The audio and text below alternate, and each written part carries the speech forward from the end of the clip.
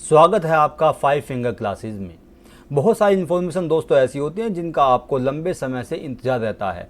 वो इन्फॉर्मेशन इस प्रकार की होती हैं कि आप चाहते हैं कि कब ये फॉर्म आए और हमको भरें, तो आपका इंतज़ार ख़त्म हुआ। और यहाँ पर आप देख सकते हैं कि Uttarakhand board of school education, जिसको हिंदी में उत्तराखंड विद्यालय शिक्षा परिषद कहा जाता है, इसने यूटेट 2025 की प्राध्यापक पात्रता परीक्षा हेतु फॉर्म को निकाला है। इसके पंजीकरण की प्रारंभिक तिथि जो है वो 10 जुलाई से ये फॉर्म भरने प्रारंभ हो गए हैं और अंतिम तिथि जो है वो 5 अगस्त है और शुल्क भुगतान की जो तिथि है वो 7 अगस्त है। तो इन तिथियों का आप ध्यान रखें। और आवेदन कैसे करें, यहाँ पर आप देखिएगा, यहाँ पर ऑनलाइन आवेदन कैसे करें, हाउ टू अप्लाई ऑनलाइन। और इससे पहले आपको ऑनलाइन आवेदन करने से पहले आपको यहाँ पर पंजीकरण करना होगा। इसे ओपन करके देखते हैं तो यहाँ पे देखिएगा गाइडलाइन यहाँ पे दी गई हैं और आप दोनों लैंग्वेज में दी गई हैं, रीड इन इंग्लिश और रीड इन हिंदी, यानी कि हिंदी में पढ़ें। और यहाँ पर ये इन्फॉर्मेशन आपको फॉर्म भरने से पहले बहुत ध्यानपूर्वक पढ़नी है। तो मैं देखता हूँ आपको दिखा करके, यहाँ पे हिंदी में ये इन्फॉर्मेशन दी गई है। और इस इन्फॉर्मेशन को, जो इसकी एक इन्फॉर्मेशन वाउचर है, वो वाउचर जो है इसमें दिया गया है, ब्राउज़र जो दिया गया है, ये मैं देख लेता हूँ। प्रोसीड टू इन्फॉर्मेशन, यहाँ पे देखिएगा, यहाँ पर आपको ये रजिस्ट्रेशन करने के लिए आपको अपना नाम, आपके अपने पापा का नाम, इसके अलावा मोबाइल नंबर, ईमेल आईडी और कैप्चा जो है ये फिल करेंगे। उसके बाद इसको सबमिट कर देंगे तो फॉर्म आपका यहाँ पर आपका रजिस्ट्रेशन यहाँ पर हो जाएगा। इसके अलावा यहाँ पर वाउचर दिया गया है, इसको ओपन करेंगे तो वाउचर आपके सामने फुल इन्फॉर्मेशन खुल जाएगा, जिसको मैं आगे आपके सामने बताने जा रहा हूँ। तो यहाँ पर आप देखिएगा कि यहाँ पर जब इसको भरेंगे तो फिर उसके बाद ये ऑनलाइन आवेदन भी आप यहाँ पर आकर के कर सकते हैं। इसमें भी दोनों लैंग्वेज यहाँ पर दी गई है, रीड इन इंग्लिश और रीड इन हिंदी। यहाँ पर देखिएगा कि कुछ चीज़ें हैं यहाँ पर जानने की आपको, वो क्या है कि जो रजिस्ट्रेशन लिंक पर क्लिक करें, जो मैंने कुछ देर पहले बताया आपको। इस परीक्षा हेतु स्वयं को पंजीकृत करें। रजिस्ट्रेशन के पश्चात अपने अकाउंट को लॉगिन करें और निम्न निर्देशों का पालन करें। तो क्या निर्देश हैं आपके लिए कि जब भी आप किसी भी फॉर्म को भरें, ख़ासतौर से जब मैं यूटेट के फॉर्म की बात कर रहा हूं आपके सामने, तो इसकी पूरी की पूरी जो प्रोसेस है इसके बारे में आप लोग पढ़ लें और मुख्य मुख्य बातों को जो मैंने हाईलाइट की हैं उनको बहुत अच्छी तरह से जान लें। इसके अलावा यहाँ पर आपको अपने फ़ोटो, हस्ताक्षर एवं बाएं हाथ के अंगूठे के निशान की स्कैन छाया प्रति अवश्य अपलोड करें।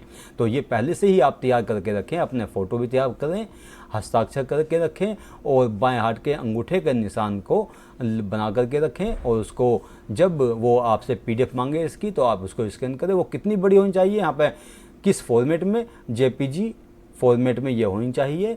और इसका जो साइज़ है वो 10 KB से अधिक तथा 100 KB से कम अवश्य होना चाहिए, यानी कि 10 KB से कम ना हो और 100 KB से अधिक ना हो।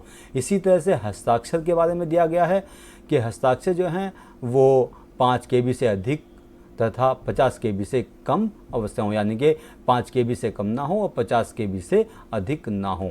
इसी प्रकार से अंगूठे का जो निशान है उसका भी साइज़ यहाँ पे परिषद के द्वारा दिया गया है कि वो 10 KB से कम ना हो और 100 KB से अधिक नहीं होना चाहिए। इसके अलावा कि आवेदन पत्र भरने तथा फ़ोटो और हस्ताक्षर की छायाप्रति अपलोड करने के उपरांत यदि आवश्यक हो तो अभ्यर्थी अपने द्वारा पूरित सूचना एवं फ़ोटो आदि का अवलोकन कर उसमें सुधार संपादन कर सकता है। ठीक है। इसके अलावा जब आप परीक्षा शुल्क का भुगतान करेंगे तो ये ऑनलाइन पेमेंट मोड से आप इसको डेबिट कार्ड या क्रेडिट कार्ड के माध्यम से या नेट बैंकिंग के माध्यम से आप इसको कर सकते हैं। ठीक है। तो यहाँ पर ये इन्फॉर्मेशन आपके लिए यहाँ पर दी गई है। हाँ, इसमें एक मुख्य बात यहाँ पर जरूर दी गई है कि ऑनलाइन आवेदन पत्र अंतिम रूप से भरने के उपरांत इसमें किसी प्रकार का संशोधन या परिवर्तन किसी भी या कोई भी ऑफलाइन या ऑनलाइन प्रार्थना पर स्वीकार नहीं होगी। तो आप यहाँ पर रजिस्ट्रेशन कर सकते हैं। रजिस्ट्रेशन करने के उपरांत आप यहाँ पर लॉगिन टू योर अकाउंट, यहाँ पर आकर के आप इसमें लॉगिन कर सकते हैं। तो इस प्रकार से आपका ये फॉर्म जो है इन्फॉर्मेशन के साथ में भरा जाएगा। आपको इसको बहुत ही ध्यान से फॉर्म को भरना है, किसी प्रकार की कोई त्रुटि नहीं करनी है। कोई चीज़ अगर समझ में नहीं आती है तो आप फ़ोन करके हमसे मालूम कर सकते हैं। आप सभी को मेरा नंबर मालूम है, लेकिन जो अननोन विद्यार्थी हैं, जो बहुत दूर के हैं, जिनको मेरा नंबर नहीं पता, डॉक्टर फ़खरुद्दीन 9045 99 68 65, डॉक्टर फ़खरुद्दीन 9045996865। इस नंबर पर आप कॉल करके किसी भी तरह की इन्फॉर्मेशन जो कि इस परीक्षा से संबंधित है आप मालूम कर सकते हैं। और 5 फिंगर क्लासेस पर बाल विकास से संबंधित जो वीडियोज़ हैं आप इसको पढ़ करके इस परीक्षा में सफलता प्राप्त कर सकते हैं। आपके पास तक MCQ वाले क्वेश्चन लगातार पहुंच रहे हैं, वीडियो बनाकर भेजी गई हैं, उन सभी को आप लगातार देखते रहिएगा। आइए समझते हैं आगे जो इन्फॉर्मेशन वाउचर है उसके बारे में। आइए आगे चलते हैं और देखते हैं यहाँ पर उत्तराखंड टीचर एबिलिटी टेस्ट 2025 की जो इन्फॉर्मेशन वाउचर दिया गया है, इसको भी एक बार ध्यान से समझ लेते हैं। और जो मुख्य बातें इसमें दी गई हैं वो आपके सामने इस वीडियो के माध्यम से प्रस्तुत कर रहा हूँ। इसमें पहली चीज़ यहाँ पर दी गई है जो आपको ध्यान रखनी है कि ऑनलाइन आवेदन के अतिरिक्त किसी अन्य माध्यम से प्रेषित किए गए आवेदन पत्र स्वीकार नहीं किए जाएंगे।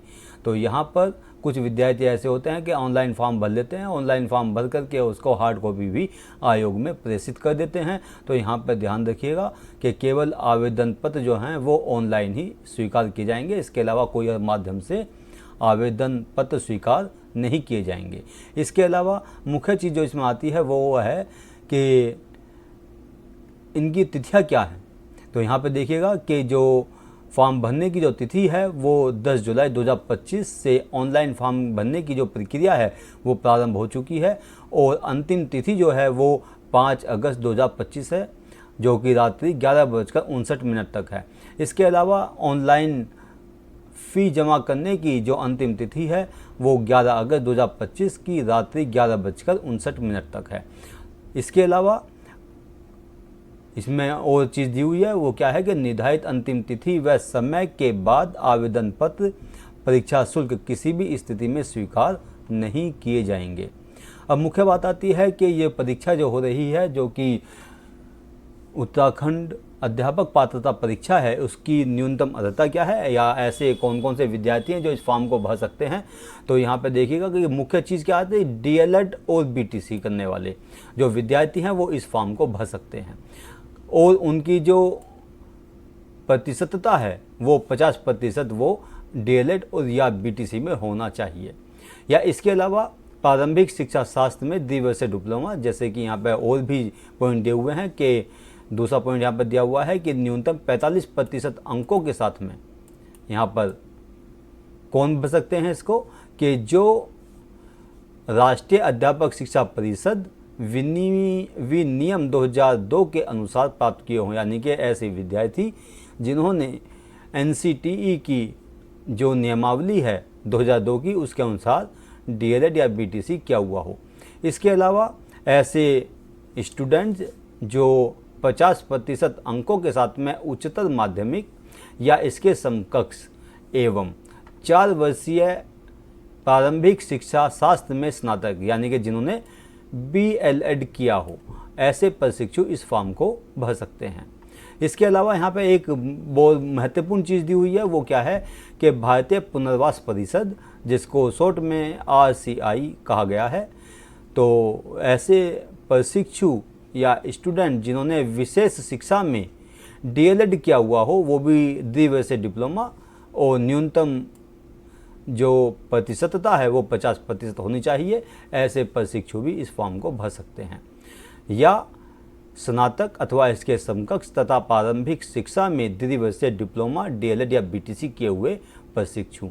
इसके अलावा IGNOU से इंदिरा गांधी राष्ट्रीय मुक्त विश्वविद्यालय से 2 वर्षीय DLED प्रशिक्षण उत्तीर्ण प्रशिक्षु भी इस जो टेट है इसमें आप फॉर्म भर सकते हैं, आवेदन कर सकते हैं। ऐसे शिक्षा मित्र दिया हुआ है यहाँ पे, ऐसे शिक्षा मित्र जो राजकीय प्राथमिक विद्यालयों में मानदेय पर कार्यरत हैं। अब आगे बढ़ते हैं और देखते हैं यहाँ पर कि जो इसका दूसरा भाग है द्वितीय टेट सेकंड जो कि क्लास जो स्टैंडर्ड 6 से 8 तक के लिए होता है, उच्च प्राथमिक शिक्षकों के लिए होता है, उनके लिए क्या योग्यता है। तो पहली चीज़ यहाँ पे डीएलएड और बीटीसी तो है ही, और वह ऐसे प्रशिक्षु जो स्नातक होने के बाद जिन्होंने ये द्विवर्षीय डिप्लोमा किया हो, वो प्रशिक्षु इसमें भर सकते हैं, इस फॉर्म में आवेदन कर सकते हैं। इसके अलावा ऐसे प्रशिक्षु जो 50% अंकों के साथ स्नातक अथवा इसके समकक्ष एवं शिक्षा शास्त्र में 1 वर्षीय स्नातक, यानी कि जिन्होंने बीएड किया हो या एलटी किया हो, वो भी केवल संस्थागत रूप में, प्राइवेट ना किया हुआ हो, यानी कि ऐसे प्रशिक्षु जिन्होंने ये बीएड और एलटी जो है वो रेगुलर मोड में किया हुआ हो और 50% अंक उन्होंने प्राप्त किए हों, ऐसे प्रशिक्षु जो कि ग्रेजुएट हों, वो इस फॉर्म को भर सकते हैं। इसके अलावा अलग अलग इसके अंदर जो योग्यताएं दी गई हैं 45% अंकों के साथ में दिया हुआ है, जो कि बीएड और एलटी ग्रेड वाले प्रशिक्षु हैं, जिन्होंने 1 वर्ष से स्नातक किया हुआ हो, वो प्रशिक्षु इसमें भर सकते हैं। इसके अलावा 50% अंकों के साथ में जो बीएलएड धारक प्रशिक्षु हैं वो भी इसको भर सकते हैं। इसी के साथ साथ 50% अंकों के साथ उच्चतर माध्यमिक अथवा इसके समकक्ष एवं 4 वर्षीय बीए, बीएससी एड और बीएससी एड ऐसे प्रशिक्षु जो कि बीए बीएड या बीएससी बीएड हैं, वो भी इस फॉर्म को भर सकते हैं।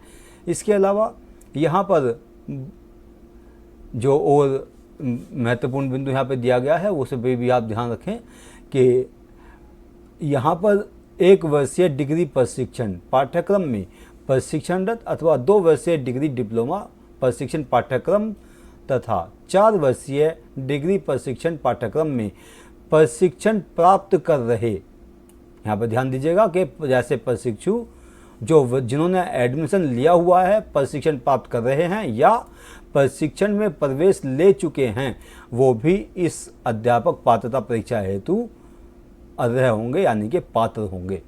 तो ये बहुत ही महत्वपूर्ण इन्फॉर्मेशन आपके लिए कि ऐसे प्रशिक्षु जो प्रशिक्षण प्राप्त कर रहे हैं या उन्होंने प्रवेश लिया है, वो भी इसमें पात्र हैं। इसके अलावा समस्त शैक्षिक उपाधियां भारत में विधि द्वारा स्थापित विश्वविद्यालय अथवा मान्यता प्राप्त बोर्ड से प्राप्त की गई हों, प्रशिक्षण उपाधियां एनसीटीई द्वारा मान्यता प्राप्त संस्थान से प्राप्त की गई हों अथवा प्राप्त की जा रही हों, वो भी इसमें फॉर्म भर सकते हैं, आवेदन कर सकते हैं। इसके अलावा जो आरक्षित वर्ग की श्रेणी है, जिसमें अनुसूचित जाति, अनुसूचित जनजाति तथा अन्य पिछड़ा वर्ग एवं विकलांग अभ्यर्थियों हेतु स्नातक स्तर पर प्राप्तांकों में 5% की शिथिलता प्रदान की जाएगी। ये भी बहुत महत्वपूर्ण चीज़ है आपको जानने के लिए कि यहाँ पर जैसा आपने देखा यहाँ पर कि 50% अंक वाले प्रशिक्षु इसको भर सकते हैं, ये सामान्य वर्ग के लिए है। और यहाँ पर जो आरक्षित वर्ग है उनके लिए दिया गया है कि उनको 5% अंकों में शिथिलता प्रदान की जाएगी। इसके अलावा उच्चतर माध्यमिक स्नातक प्रशिक्षण योग्यता के प्रतिशत की गणना राष्ट्रीय अध्यापक शिक्षा परिषद मान्यता, मानदंड और क्रियाविधि विनियमों के अनुसार निर्धारित प्रक्रिया के द्वारा की जाएगी। इसके अलावा यहाँ पे एक चीज़ और देखें कि जो स्पष्ट रूप से बोल्ड करके आयोग ने लिखा हुआ है, परिषद ने लिखा हुआ है, वो क्या है कि ऐसे अभ्यर्थी जो 2 वर्षीय डिग्री डिप्लोमा प्रशिक्षण पाठ्यक्रम अथवा 4 वर्षीय डिग्री प्रशिक्षण पाठ्यक्रम में प्रशिक्षण प्राप्त कर रहे हों अथवा प्रवेश ले चुके हों को परीक्षा में अनंतिम रूप से प्रवेश दिया जाएगा और उनका यूटेट प्रमाण पत्र उक्त परीक्षाओं के उत्तीर्ण करने पर ही वैध होगा।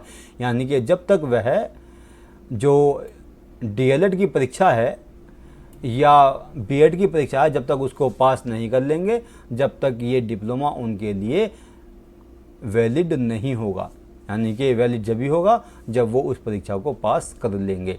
आगे बढ़ते हैं, कुछ और महत्वपूर्ण बिंदुओं पर दृष्टि डालते हैं यहाँ पर कि अध्यापक पात्रता परीक्षा का स्वरूप और पाठ्यक्रम। इसका पाठ्यक्रम क्या है, तो मैं कई बार अपनी कक्षा में यूपी टेट के बारे में और यू टेट के बारे में कई बार विद्यार्थियों को बता चुका हूँ। एक बार यहाँ पे भी आप देख लें कि जो आयोग परिषद ने जो यहाँ पर दिया हुआ है कि अध्यापक पात्रता परीक्षा जो है ये बहुविकल्पीय प्रश्नों पर आधारित होगी। प्रत्येक प्रश्न 1 अंक का होगा। किसी भी प्रश्न के उत्तर में ऋणात्मक अंक नहीं दिए जाएंगे, यानी कि ऋणात्मक अंक का कोई प्रावधान यहाँ पर नहीं रखा गया है। ऋणात्मक अंक नहीं मिलेंगे, यानी कि आप जो है सभी प्रश्नों के उत्तर दे सकते हैं। परीक्षा की जो अवधि होगी वो 2 घंटा 30 मिनट की होगी। यहाँ पर ध्यान दीजिएगा। प्रश्नों की संख्या 150 होगी और दोनों ही भाषाओं में, यानी कि हिंदी में भी इंग्लिश में भी ये प्रश्न पत्र जो है आपके पास तक पहुँचेगा। इसके अलावा यहाँ पर पाठ्यक्रम जो दिया गया है कि बाल विकास, जिसमें 30 प्रश्न होंगे।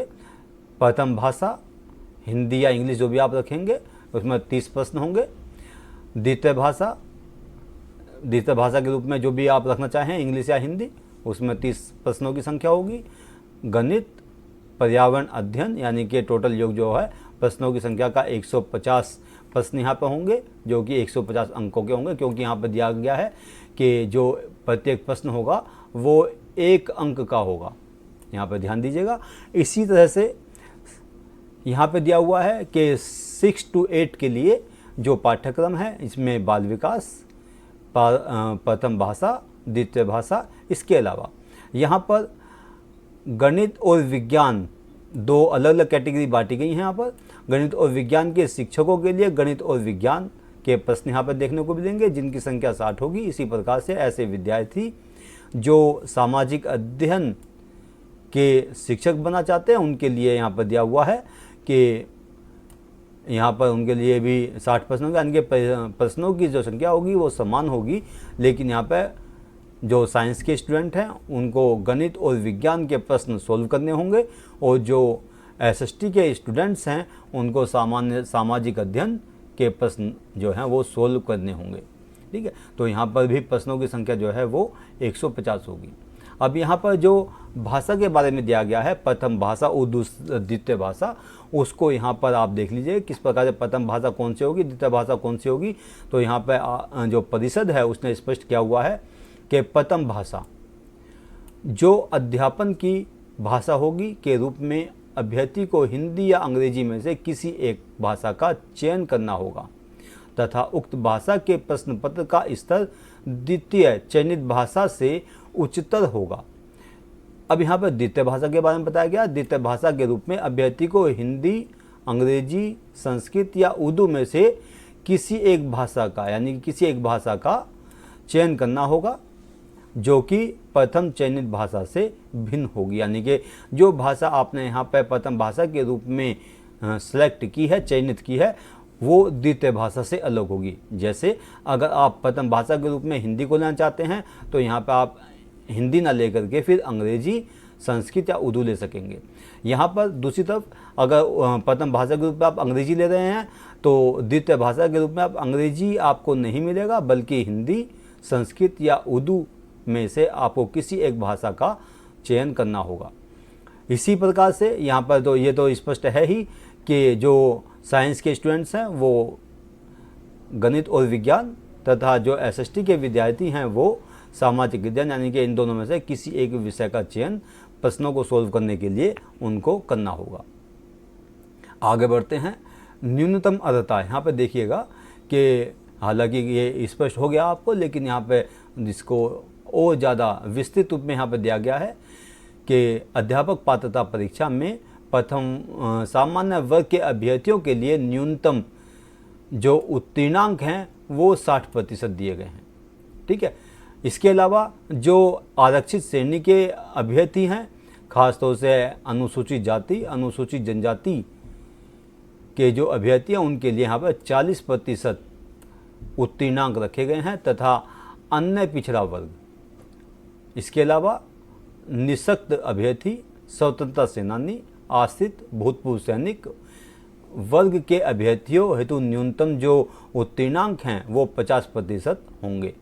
ठीक है, अब यहाँ पर दिया हुआ है आगे भी कि ऐसे अभ्यर्थी जो कि अनुसूचित जाति से, अनुसूचित जनजाति से बिलोंग करते हैं और यदि वह विकलांग की श्रेणी में आते हैं तो उनके जो न्यूनतम उत्तीर्णांक होगा वो 40% होगा। यहाँ पर आप देख सकते हैं इसको कि उनका उत्तीर्णांक जो होगा वो 40% होगा।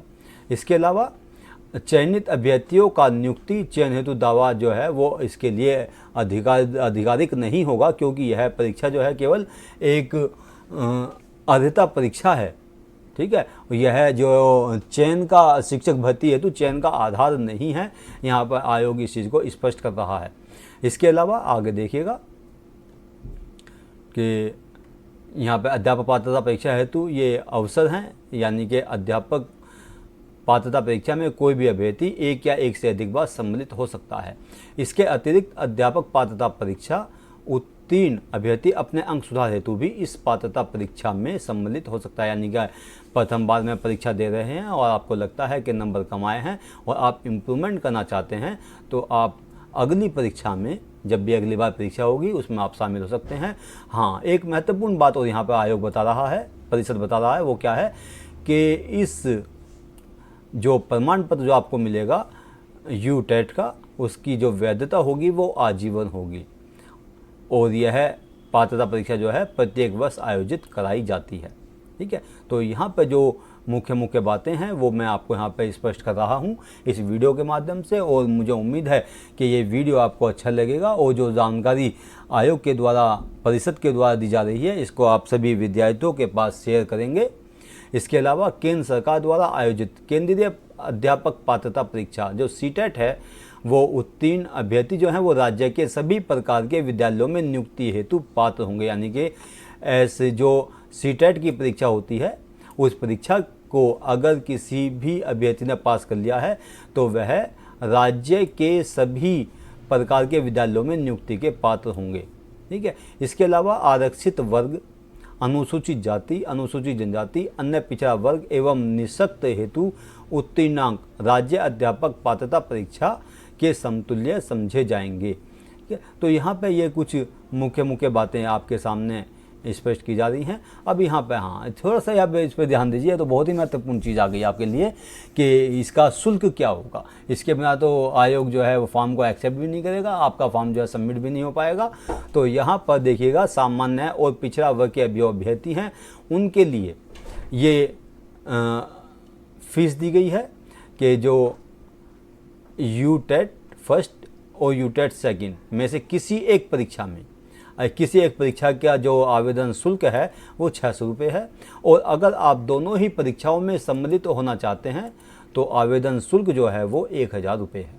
ठीक है, इसी प्रकार से जो राज्य के आरक्षित वर्ग के खासतौर से अनुसूचित जाति के और अनुसूचित जनजाति के जो अभ्यर्थी हैं, खासतौर से मैं निःशक्त अभ्यर्थियों या डिसेबल्ड जो स्टूडेंट्स हैं, या जो ये मान लीजिए कि जो हैंडीकैप्ड हैं, उनके लिए यहाँ पर फीस में कुछ छूट रखी गई है कि जैसे किसी एक परीक्षा में अगर आप आवेदन कर रहे हैं तो उसके लिए आपको शुल्क जो है मात्र 300 रुपये देना होगा, और अगर आप दोनों ही परीक्षाओं में बैठना चाहते हैं तो आपके लिए शुल्क जो है वो 500 रुपये निर्धारित किया गया है परिषद द्वारा।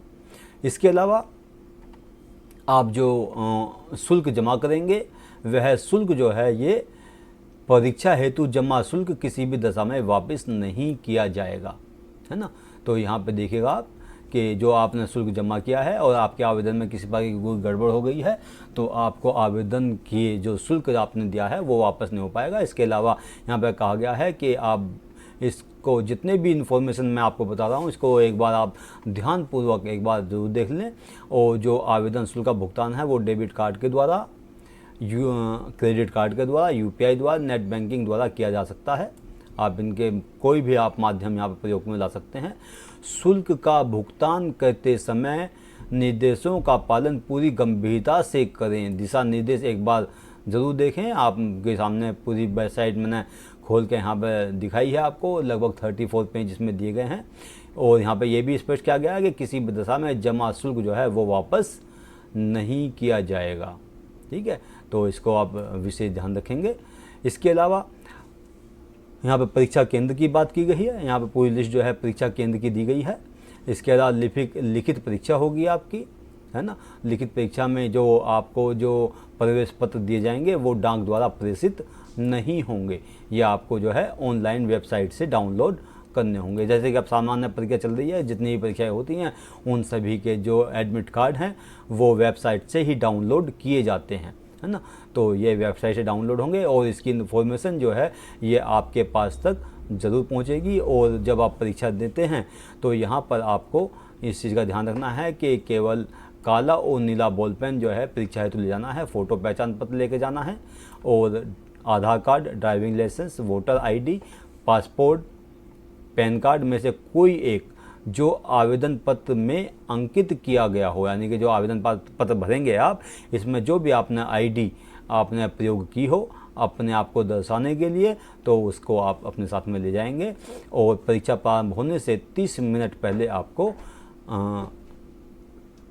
वहाँ पे परीक्षा कक्ष में कोशिश करें कि परीक्षा प्रारंभ होने से 30 मिनट नहीं बल्कि 1 घंटे पहले आप पहुँचें, ठीक है। और यहाँ पर किसी प्रकार का कोई भी इलेक्ट्रिक उपकरण अपने साथ में ना ले जाएं। परीक्षा पद्धति जो है वो OMR शीट पर आधारित होगी, ठीक है। और इसी OMR शीट पर आपको अपने उत्तर देने हैं। जैसा कि मैंने अभी कुछ देर पहले बताया, किसी भी प्रश्न के उत्तर पर आपको नेगेटिव मार्किंग नहीं होगी, तो आप सभी प्रश्नों को सॉल्व करने का यहाँ पर प्रयास करें। इसके अलावा ये कुछ अदर इन्फॉर्मेशन आपके सामने यहाँ पे दी हुई है, परीक्षा फल की घोषणा, सब कुछ ये वो चीज़ें हैं जो आपको फ़िलहाल जानने की बहुत ज़्यादा आवश्यकता यहाँ पर नहीं है। जब आप जो है एग्ज़ाम फॉर्म भरेंगे तो वहाँ पे ये सारी चीज़ें आपके लिए ज़रूरी हैं रखने अपने पास में। जैसे ये आपके सामने यहाँ पर दिया हुआ है कि परीक्षा संबंधी रख रखाव और विनिष्टीकरण जो है, यानी कि OMR शीट वगैरह रखी जाती हैं, ये सारी चीज़ें हैं।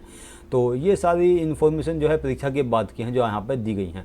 इसके अलावा जो परीक्षा से पूर्व की जो इन्फॉर्मेशन थी वो मैंने आपको यहाँ पे बहुत ही कम समय में प्रस्तुत करने का प्रयास किया गया। फिर भी लगभग देखो इसमें 20-25 मिनट इसमें इन्फॉर्मेशन को आप तक पहुँचाने में लग जाते हैं। तो ये सारी इन्फॉर्मेशन आपके सामने दी हुई है। वेबसाइट के नंबर भी यहाँ पर दिए हुए हैं और यहाँ पर ईमेल और वेबसाइट भी दी हुई है, और जो संबंधित अधिकारी हैं उन सभी अधिकारी वर्ग के नंबर यहाँ पर आपके सामने दिए हुए हैं। तो इस प्रकार जो सामान्य जानकारी इस परीक्षा से संबंधित थी वो मैंने आप तक पहुँचाई। और इन्फॉर्मेशन आपको कैसी लगी इसके बारे में ज़रूर अपना कमेंट्स दें, और इस वीडियो को आप ज़्यादा से ज़्यादा शेयर करें जिससे UTET के फॉर्म भरने वाले सभी अभ्यर्थी इससे लाभान्वित हो सकें।